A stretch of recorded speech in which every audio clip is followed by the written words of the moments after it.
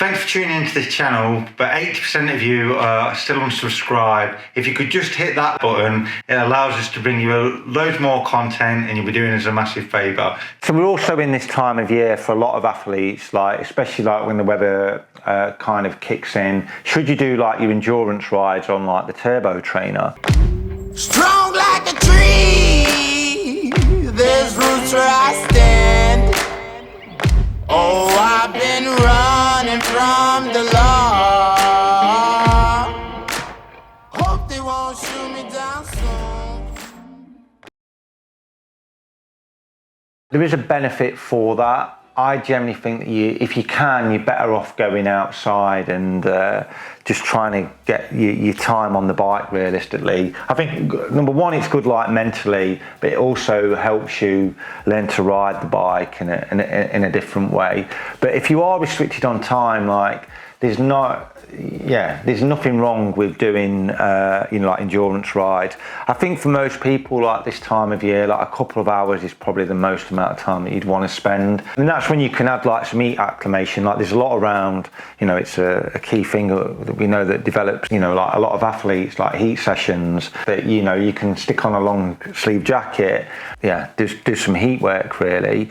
But I would generally say that you are better trying to get out at the weekends and develop that skill on the bike itself. What I would say is, if you are on the turbo trainer, try not to stick it in ERG.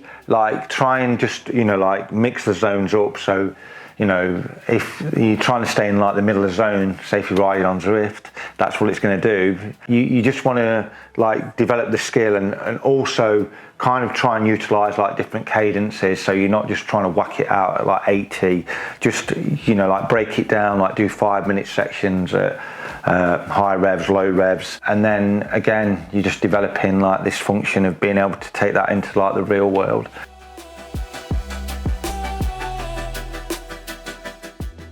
Yeah, I think this time of year, it doesn't really matter what bike that you're trying to utilise. I think there's a lot around trying to ride a gravel and a mountain bike if you can this time of year. It's just trying to develop the skill on the bike itself. I think if you are, you're new to this, you've got a time trial bike, again, if the weather's good, I would definitely try and get the bike out on the course, out on the road really. It's just understanding where you are as an athlete a lot of the time. I know when I was at the peak of time trialing, then I would always ride my time trial bike in the winter months really, especially at the weekends. It was a great way of just homing in on the position, because there's just so many things that are going off, isn't there? When you're out on the road, you've got traffic, you've got wind.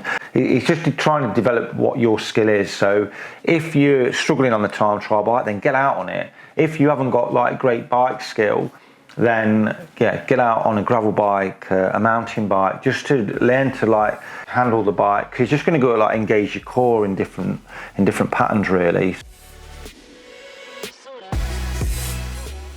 So if it's kind of this time of year, if you're looking at route choices, then I would say that if you're on your time trial bike, then generally try and stick to flattish areas, because you're just trying to develop that skill really. If you're going to go out on the gravel bike or the mountain bike, then ideally, if you haven't got great skill, you don't want to go where it's too muddy, so try and stay away from the woods. But I would definitely try and get on some proper gravel or dirt tracks is a great way of homing in your skill. One of the things that I'm doing myself at the minute, I've got a little course, it's 4 miles long. It's got a few hairpins on it. I'm just trying to develop the skill of riding a cross or a mountain bike really. Very interesting. I've ridden a bike for 30 years and trying to develop the skill of trying to get around the corners without touching brakes is actually quite hard. But you just have to build, I'm having to build the confidence and trust in the bike, and that's what you'll gain from having a wider tyre, especially with the knobbles. You're trying to push the knobble into the corner and then carry the speed through it. So there's loads of things that you can work on really.